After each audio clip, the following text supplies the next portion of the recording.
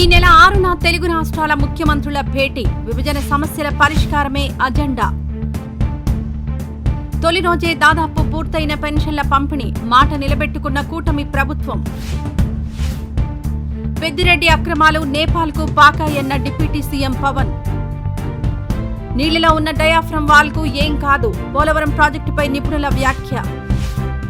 పశ్చిమ గోదావరి కలెక్టర్గా నియమితులైన ఐపీఎస్ ఉమేష్ చంద్ర సతీమణి నాగరాణి. రేపు మరోసారి ఢిల్లీకి తెలంగాణ సీఎం రేవంత్, మంత్రివర్గ విస్తరణపై తుది కసరత్తు. 23 ఏళ్ల నాటి కేసులో ఉద్యమకారిణి మేధా పాట్కర్కు 5 ఏళ్ల జైలు శిక్ష.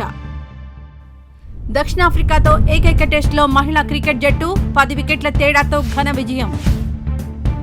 దూసుకెళ్తున్న కల్కి, టాప్ 10 బాక్సాఫీస్ రికార్డులు బద్దలు. ఈ వీడియో నచ్చితే లైక్ చేయండి, షేర్ చేయండి. మరింత సమాచారం కొరకు మా ఛానల్ను సబ్స్క్రైబ్ చేయండి.